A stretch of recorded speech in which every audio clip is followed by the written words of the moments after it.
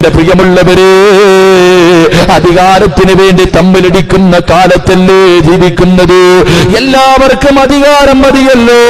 എന്റെ പ്രിയമുള്ളവരെ, പടച്ചവന്റെ പള്ളി പോലും ഇന്നങ്ങനെ മാറിയല്ലോ. ഇന്ന് പള്ളി കമ്മിറ്റിയിൽ കേറാ എന്റെ പ്രിയമുള്ളവരെ, രാഷ്ട്രീയക്കാരെ പോലും തോപ്പിക്കുന്ന രീതിയിൽ എന്റെ പ്രിയമുള്ളവരെ, ഇന്ന് പള്ളി പരിപാലനമില്ലല്ലോ. ഏത് പള്ളിയാ പരിപാലിക്കുന്നത്? ഇന്ന് പള്ളി ഭരണമല്ലേ, പഞ്ചായത്ത് ഭരിക്കുന്നത് പോലെ, വാർഡ് ഭരിക്കുന്നത് പോലെ. എന്റെ പ്രിയമുള്ളവരെ, പടച്ചവന്റെ പള്ളി ഭരണം നടത്തുകയാ. സെക്രട്ടറിയാകാ, പ്രസിഡന്റാകാ, കള്ളം മേടിച്ചു കൊടുത്ത് പെണ്ണിനെ കൂട്ടിക്കൊടുത്തിട്ട് വോട്ട് വാങ്ങിയിട്ട് ഇലക്ഷൻ പോലെ നടത്തിയിട്ട് വിജയിക്കുന്നവരുണ്ടല്ലോ.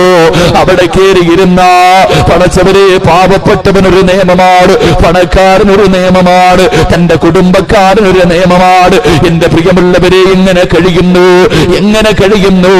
നാട്ടുകാരുടെ മുന്നിൽ എന്റെ പേരിന്റെ താഴെ ഞാൻ സെക്രട്ടറിയാണ്, പ്രസിഡന്റാണ്, 4 പേര് അറിയണമെന്ന് വിചാരിച്ചുകൊണ്ട് അധികാരം ചോദിച്ചു വാങ്ങുന്നവര്.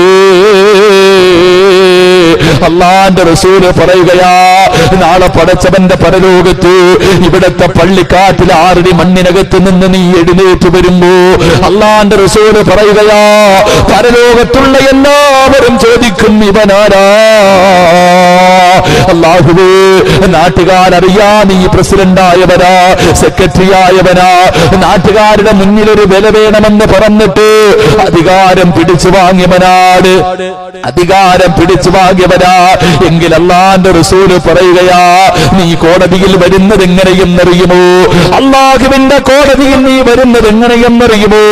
ഖബറിനകത്ത് നിന്ന് എഴുന്നേൽക്കുമ്പോ അല്ലാഹുവേ, നിനക്ക് നടക്കാ കഴിയുന്നില്ല, മുട്ടിലടയാ കഴിയുന്നില്ല.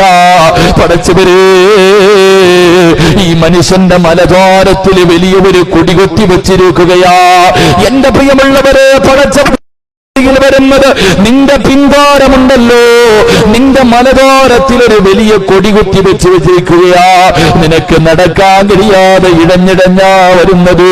നിന്നെ കാണുമ്പോ എല്ലാവരും ചോദിക്കും, ഇവനാരാ? ഈ വൃത്തികെട്ടവനാരാ?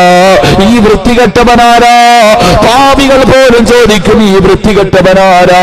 അല്ലാഹുവിന്റെ റസൂല് പറയുന്ന ചതിയും വഞ്ചനയും കാണിച്ചവരാ.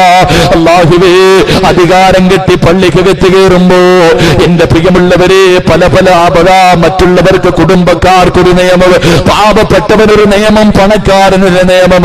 അധികാരത്തിന് വേണ്ടി മോഹിക്കുന്നവരുണ്ടല്ലോ. അല്ലാഹുവിന്റെ റസൂല് പറയുകയാ, അധികാരം നീ ചോദിച്ചു വാങ്ങല്ലേ, അധികാരം ചോദിച്ചു വാങ്ങിയാൽ മരിക്കുന്നതിന് മുമ്പ് നിനക്ക് 3 ശിക്ഷയുണ്ടെന്ന് നബിയുനാ റസൂലുള്ളാഹി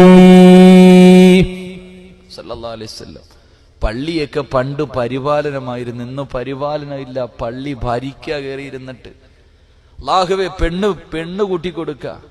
ഇന്ന് പള്ളികളിലൊക്കെ ഇലക്ഷൻ അല്ലേ, പഞ്ചായത്ത് തിരഞ്ഞെടുപ്പ് നടക്കണ പോലെ ഇലക്ഷൻ. അല്ലാഹുവേ, അധികാരം ഒരിക്കലും ചോദിച്ചു വാങ്ങരുത്. അതാ പണ്ടുള്ള ആൾക്കാരെടുക്കെ പോയിട്ട് സെക്രട്ടറി ആകാൻ, അല്ലാഹ് ഞാൻ വരൂല, എനിക്ക് വേണ്ട.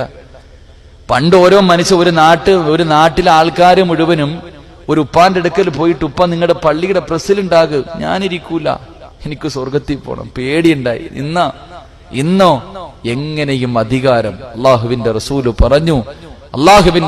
പറഞ്ഞു, നീ അധികാരം ചോദിച്ചു വാങ്ങല്ലേ, നിനക്ക് 3 ശിക്ഷയുണ്ടെന്ന് നബിയുനാ റസൂലുള്ളാഹി സ്വല്ലല്ലാഹു. അള്ളാഹു നമുക്ക് ഈമാൻ നൽകി അനുഗ്രഹിക്കുമാറാകട്ടെ. എന്റെ പ്രിയമുള്ള സഹോദരങ്ങളെ, ഇവിടുത്തെ പഴയ കമ്മിറ്റിക്കാരെയൊക്കെ ഓർമ്മയുണ്ടെങ്കിൽ ചിന്തിച്ചൊക്കെ, പ്രായമുള്ളവർക്കൊക്കെ അറിയാം. പണ്ടൊക്കെ ഇതുപോലെ കയറിയിരുന്ന അഹങ്കാരം കാണിച്ചവരെ ഓർമ്മയുണ്ടെങ്കിൽ ഞാൻ പറയണ കാര്യം നോക്കിക്കോ. 1, അള്ളാഹുവിന്റെ റസൂല് പറഞ്ഞു, 1 അവൻ നാട്ടുകാരുടെ മുന്നിൽ നാറുമെന്ന് നബിയുനാ റസൂലുള്ളാഹി. നാട്ടുകാരുടെ മുന്നിൽ നാണം കെടും.